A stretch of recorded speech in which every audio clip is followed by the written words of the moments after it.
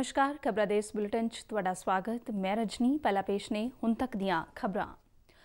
Supreme court ने अज प्रदर्शनकारी किसान जथेबंदियां दे आगुआं ते सरकार विचाले गलबात दे विच कोई प्रगति ना होण दी चिंता दा इजहार कीता। सर्वोच्च अदालत ने सख्ती विखाउंदिआं केंद्र सरकार नूं खेती कानूनां ते रोक लगाउण दे लई आख्या। सुप्रीम कोर्ट दे चीफ जस्टिस S.A. बोबड़े दी अगवाई वाले 3 मैंबरी बेंच वालों 3 खेती कानूनां दी संविधानक वैधता नूं चुनौती देण वालियां वख-वख पटीशनां दी सुनवाई दौरान सर्वोच्च अदालत ने केंद्र प्रति नाराजगी जाहिर करदिआं कहा कि सरकार इन्हां कानूनां ते रोक लगावे या फिर यह काम सर्वोच्च अदालत करेगी। बेंच ने केंद्र तो पूछा कि इन्हां विवादित कानूनां ते कुछ समय दे लई रोक नहीं लगाई जा सकदी। बेंच ने कहा कि वो नहीं जानते कि केंद्र अते किसानां विचाले की गलबात हो रही है। अदालत ने इस गल ते अफसोस जताया कि केंद्र सरकार किसानां दीआं समस्यावां दा हल लभ के अंदोलन नूं नहीं रोक सकी। केंद्र सरकार की तरफों पेश हुए अटॉर्नी जनरल के वेणुगोपाल ने कहा कि सरकार खेती कानूनां ते किसानां दीआं शिकायतां बारे क्लास दर क्लास चर्चा करन दे लई तैयार है। उन्हां बीते ऐतवार हरियाणा के मुख्यमंत्री की रैली दौरान किसानां वल्लों कीते गए विरोध प्रदर्शन का भी जिक्र किया। इस ते सुप्रीम कोर्ट ने कहा कि उसका मतलब कानून तोड़न वालियां नूं बचाउणा नहीं है। प्रधानमंत्री नरेंद्र मोदी आज वीडियो कॉन्फ्रेंस राही सूबे के मुख्य मंत्रियों के नाल गलबात कर रहे हैं। इस मीटिंग दौरान कोविड-19 स्थिति और टीकाकरण शुरू करने बारे विचार चर्चा की जा रही है। भारत में कोविड टीकाकरण अभियान 16 जनवरी तो शुरू किया जाना है। भारत के ड्रग कंट्रोलर ते टीका रेगूलेटर ने भारत के बने कोविशील्ड और कोवैक्सीन टीकिਆਂ के एमरजेंसी इस्तेमाल की मंजूरी दे दी है। इन्हां टीकिਆਂ की सुरक्षा और प्रभाव के मुलांकन तो बाद यह फैसला लिया गया है। कोविड-19 टीके नूं सब तो पहला कोई 3 करोड़ सेहत कर्मियों ਅਤੇ कोविड ਨੂੰ कंट्रोल ਕਰਨ ਦੇ ਵਿੱਚ ਲੱਗੇ ਪਹਿਲੀ ਕਤਾਰ ਦੇ ਯੋਧਿਆਂ ਨੂੰ ਲਗਾਇਆ ਜਾਵੇਗਾ।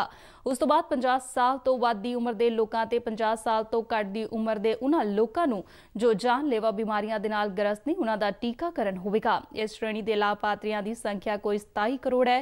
ਪ੍ਰਧਾਨ ਮੰਤਰੀ ਨਰਿੰਦਰ ਮੋਦੀ ਨੇ ਬੀਤੇ ਦਿਨੀ ਦੇਸ਼ ਦੇ ਵਿੱਚ ਕੋਵਿਡ-19 ਸਥਿਤੀ ਅਤੇ ਸੂਬਿਆਂ ਤੇ ਕੇਂਦਰ ਸ਼ਾਸਤ ਪ੍ਰਦੇਸ਼ਾਂ ਦੇ ਵਿੱਚ ਕੋਵਿਡ ਟੀਕਾਕਰਨ ਦੀਆਂ ਤਿਆਰੀਆਂ ਦੀ ਸਮੀਖਿਆ ਦੇ ਲਈ ਇੱਕ ਉੱਚ ਪੱਧਰੀ ਮੀਟਿੰਗ ਕੀਤੀ ਸੀ।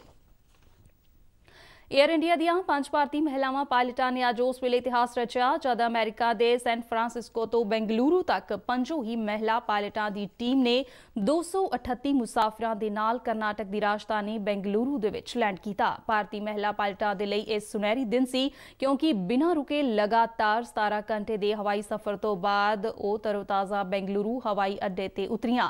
यह किसी भी भारतीय शहर के लिए नॉन स्टॉप सब तो लंबे रूट वाली उड़ान हो निबड़ी जद उड़ान अज एयर इंडिया दी AI 176 तड़के 3:07 ते बेंगलुरु हवाई अड्डे ते लैंड की तां सारे ही खुशी दे विच झूम उठे। यह उड़ान ऐतवार सैन फ्रांसिस्को तो तुरी। दस्सिया जा रहा है कि यह उड़ान ने 16,000 किलोमीटर का सफर तय किया। चालक टीम दियां मैंबरां कैप्टन जुआ अग्रवाल, कैप्टन पपागिरी तन्मई, कैप्टन आकांक्षिका सोनवरे और कैप्टन शिवानी मिनहाज नार्थन पोल उपरों होंदे हुए एंटार्कटिक रूट राही दुनिया के एक हिस्से अमेरिका के सैन फ्रांसिस्को तो दूजे हिस्से कर्नाटक के बेंगलुरु दे लई उड़ान भरी। यह रूट दुनिया दीयां दोवां थावां नूं जोड़न वाला सब तो तेज रूट मन्निया जाता है और विश्व दीयां सब तो लंबिया उड़ानां विच शामिल है।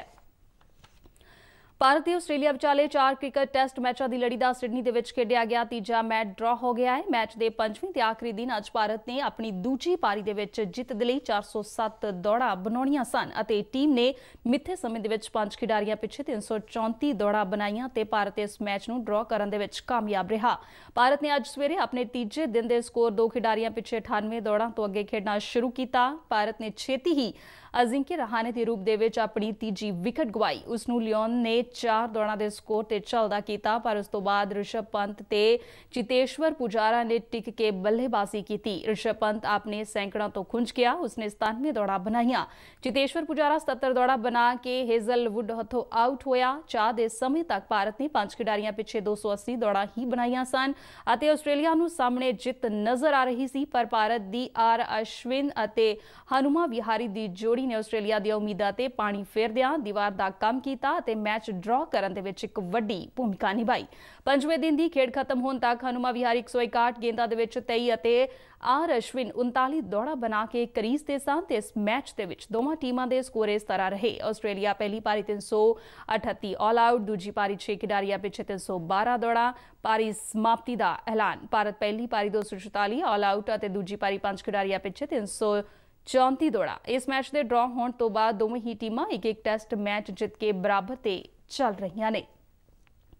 ਇਸ ਦੇ ਨਾਲ ਹੀ ਖਬਰਾਂ ਦਾ ਇਹ ਬੁਲੇਟਿਨ ਖਤਮ ਹੋਇਆ। ਨਮਸਕਾਰ।